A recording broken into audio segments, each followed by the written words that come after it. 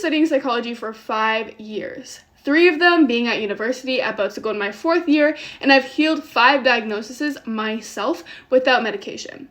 All that being said, out of the 7, I knew 6 that were contributing to the self-hatred that I felt until recently, because the 7th one has always been disguised as self-improvement. Okay, this is going to be an exciting video. Welcome to or back to my channel, Self-Love Lexi. As always, I have notes here because I want this to be the perfect video for you guys, and I don't really edit my videos. So you're getting the raw version of me just reading off of my notes. Let's go. First one, you apologize for everything. I used to apologize for everything. The reason being is because I always felt like I was at fault. This usually will stem from childhood. Like for me specifically, I know it stemmed from my childhood because I was always getting in trouble.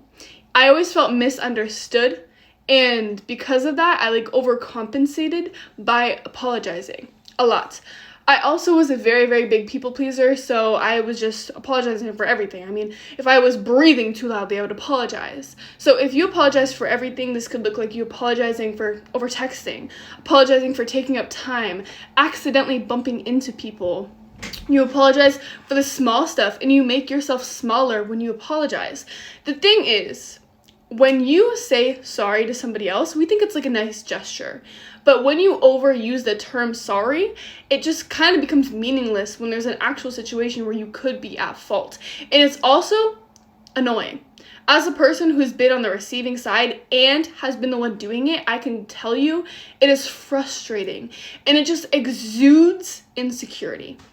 Now, when I was the one who was constantly apologizing for everything, that wasn't what I was thinking. I wasn't thinking like this is showing that I'm super insecure. I genuinely felt like I was at fault for things and I wanted to apologize for them all the time. But again, on the receiving end, it is genuinely frustrating. It's annoying to constantly hear somebody say, I'm sorry, especially because it holds no weight eventually when you're constantly saying, I'm sorry. On top of that, it puts you in a kind of victim-y space. You kind of feel like you're always doing something wrong, and there's something wrong with you. You're always messing up, and that can put you in a victim mindset. On top of that, you are giving the other person power over you, because when you say sorry, subconsciously, you are putting yourself as the person who owes them something. You know, let's just say, oh, I'm sorry for doing that. You now owe them. And being an apology, you owe them an apology, you most likely don't owe them anything. I remember this one person, so I was working in a restaurant, honestly, currently still am as well, and there was this amazing girl that I was working with. She was so sweet, but she would apologize for literally everything. If we were both going into the door at the same time, I'd be like, go ahead. She's like, I'm so sorry. You don't need to apologize. You generally don't need to apologize about those things because, again, it's exuding insecurity. It's giving me power for no reason, because why are you apologizing? It doesn't make any sense. Again, I understand the core of it, but we want to heal that. Because in life, you have to be confident. Let me just be so honest with you. Life will eat you up if you are insecure. People will eat you up. And I'm not talking about the good, like, ooh, I eat her out. I'm not talking about that. I'm saying, eat you up one way and out the other. It is not going to be good for you in life if you are insecure going through life. The people who make it in life are confident. They're audacious. They go after the things they want. If you are somebody who's constantly apologizing for your every move, do you think you're going to go after the life you truly want?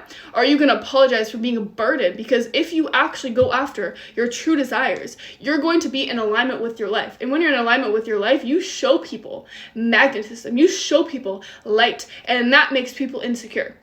So if you're insecure, if you're a people pleaser and you're constantly apologizing for everything, you're not going to want to shine.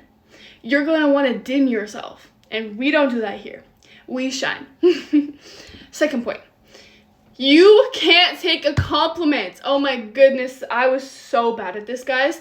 If somebody was like, I like your nails, I'd be like, oh girl, I need to get them done. They're too grown out. They don't even look that good. Be so for real. And we think it's humble, right? We think it's humble to not take a compliment, but honestly, it's kind of disrespectful. Say you're trying to give somebody a gift and they're like, oh, no. it kind of hurts you, right? Because you want to make that person happy. And when you go out of your way to compliment another human being and they don't take it or they turn it, it doesn't feel good as the complimenter, the complimentee. It just doesn't feel good. But it also exudes insecurity. If you are like this and you can't take a compliment, if you deflect it or you joke or you explain why you don't deserve the compliment, this is your homework. Next time somebody compliments you, don't deflect it. Don't argue against it. Just say thank you and accept it. Usually the next step after deflecting is like, thank you, I love your nails. And that's a great way to kind of lean into learning how to receive. But for this homework, I just want you to say thank you. Just receive it. And that's what I realized the core of my issue was, is I had a really bad problem receiving. And so when I tapped more into my feminine energy and became so powerful in like who I truly am, in my essence, in my body, in my creativity, in my presence, I learned how to receive. Because the feminine naturally is receiving and the masculine naturally is giving. And this doesn't have to be gender. You know, as a woman, can be in my masculine energy as well. But I needed that essence of femininity. And if you can't take a compliment, my love, one thing that you definitely should be focusing on is how to be in your feminine. Because the feminine, again, natural state of the feminine is to receive. She receives gifts. She receives compliments with grace and with ease. And when you allow yourself to be in your feminine energy, opportunity, abundance, friends, everything comes to you just easily because people want to give you these things. It's a beautiful part of life is to receive that. And think about it. If you've ever given someone a compliment, doesn't it feel good when you see them happy, when you see them smile? Imagine you're giving somebody a compliment and they're like, oh, not true. It's probably going to make you uncomfortable as the person giving the compliment as well. So just imagine how it would feel to the other person, you know? Always focus on receiving the compliment. Third one, you only rest when you've earned it. And the funny thing about this is you will never feel like you've earned it, pretty much. For me, I used to create to-do lists, and after my to-do list was done, then I've earned it. Then I've earned rest. But that to-do list will never be done. It's human beings, naturally, we like to evolve. Change, people don't like the word change, but it's true. If we're always striving for something. Most of the time, people who remain rested all the time are depressed. There's no purpose there. There's nothing to strive for. That's why if you've even made it a little improvement since last month, you're probably going to be happier than no improvement at all. If that makes sense. So when we've earned rest, there is no earned it. This is what I'm trying to get you to understand. If you place rest on a label of like, oh, I have to do X and Y, there will always be X and Y to do, always, no matter what. You should not have the mindset that you have to earn rest. Instead, you can create time to rest. Because again, if we're talking about masculine and feminine, the feminine loves rest. In fact, we need rest, especially if you're a woman watching this. We have menstrual cycles. Cycle for a reason. We are cyclical beings, specifically women. Men also, but they have a 24-hour period where we have a 4-week period. During those, our mood or even our ambition goes like this. So when we're in our follicular, ovulation, luteal, menstrual, that's pretty much what it's like. And it just goes like this and this and this and this and this. It keeps going. So you're not always going to, you're 100, you giving your 100% and your all can look different at different times. Anyways, a little off track there, but something that I had to learn myself is that I don't have to earn rest. I'm worthy of rest just because I'm breathing, just because I'm living, just because I'm a human being. I'm allowed to rest. And even if we want to bring the Bible in, God doesn't necessarily need rest, but he did. He rested on the 7th day. He took 6 days to create the world and rested on the 7th. Even he rested. Even God rested. We need rest. It's in our bodies, in our nature. We have to rejuvenate ourselves. So Yeah, rest is a reward for productivity, never something you deserve just because you're a person. If you haven't done enough, you don't get to stop. And I was at a state where I was in like severely programmed by hustle culture. If you've ever gotten sucked into hustle culture, you know that there is never time to rest. In fact, if you're resting, you are behind. But I always love this story. There is two men working on separate farms, and each morning they get up at the same time and they go to cut wood. During 1 hour of the day, one guy leaves and goes back to the farm for an hour. He's just gone. The other guy remains cutting wood all day. But when the other guy comes back from the farm, he starts cutting wood again. They start at the same time, end at the same time, but one guy had an hour in between where he was not cutting wood. And the guy who had an hour in between always cut more wood.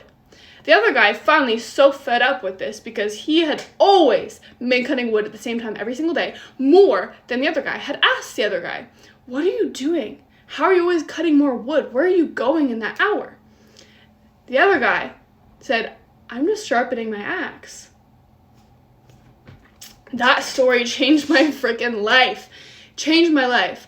And I can use this as a personal example as well at university. As a university student, one thing that I used to do my first year and second year of university is I would grind, studying for exams. I would have little to no sleep.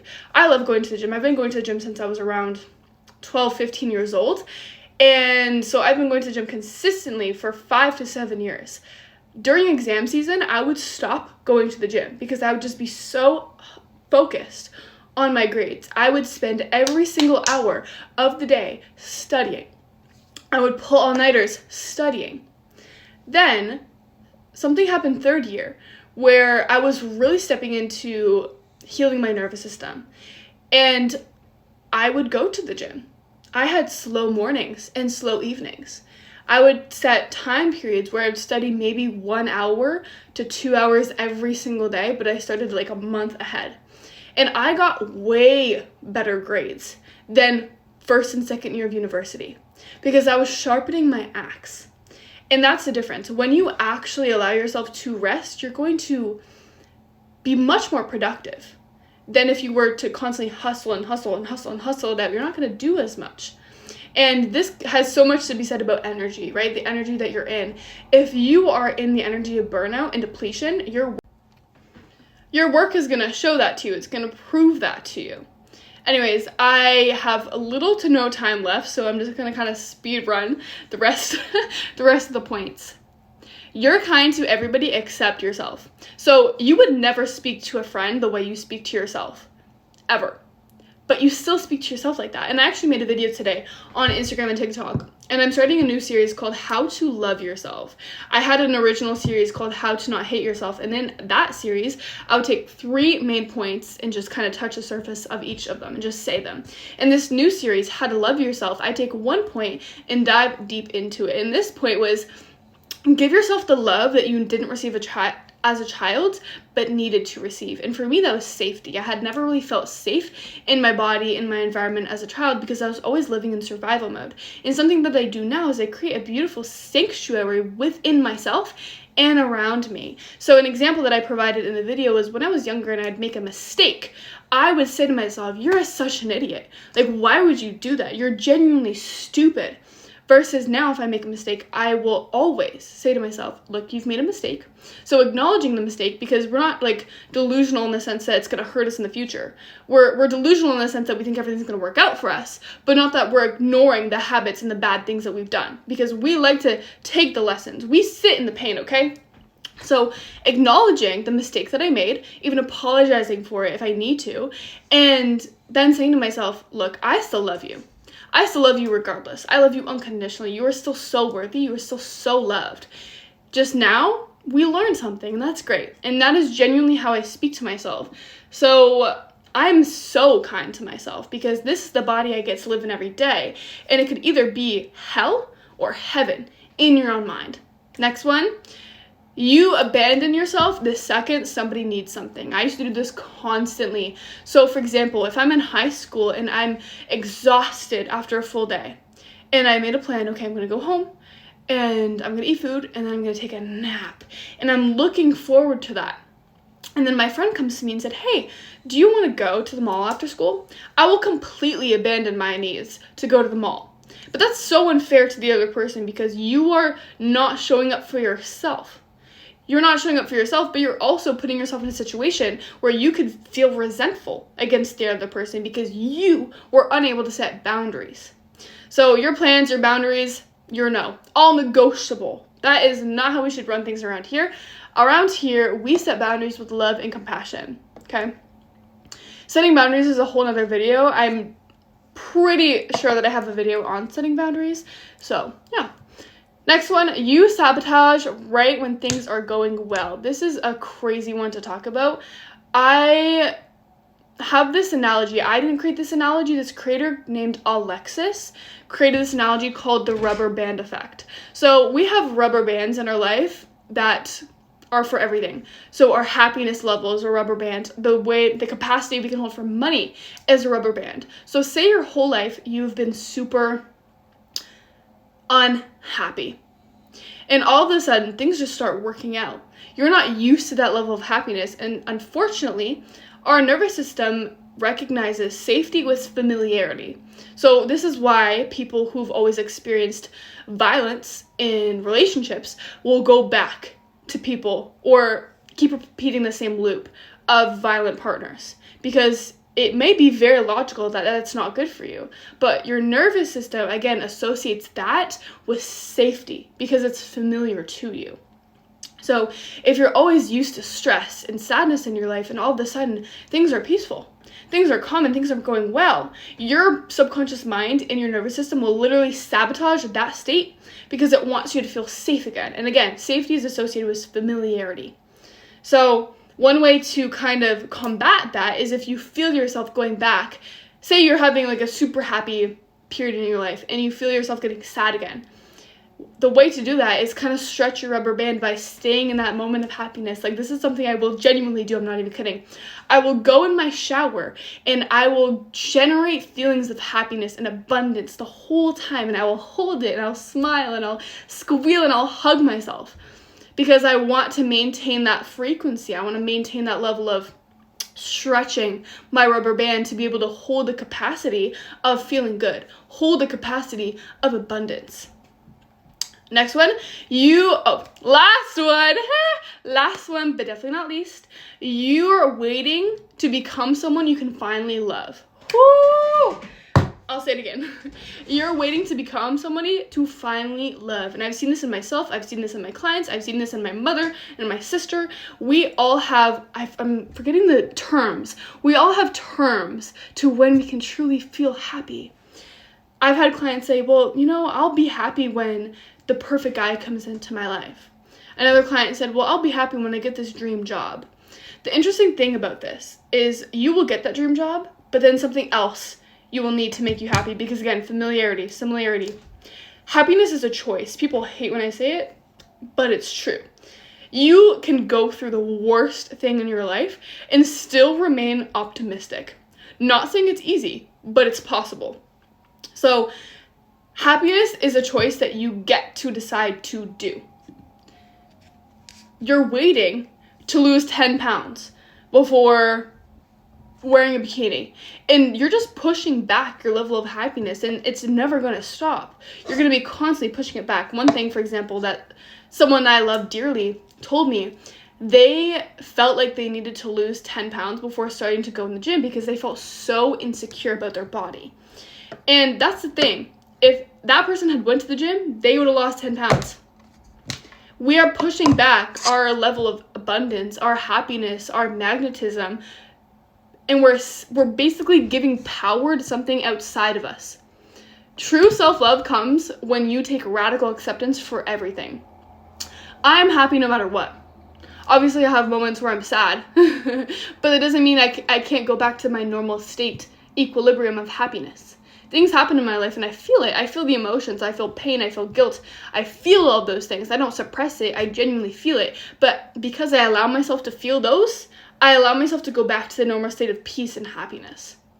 Yeah, if you love this video, comment below. If you want to figure out the root of the broken relationship with yourself for free, link in my bio. Love yourself as much as I love you.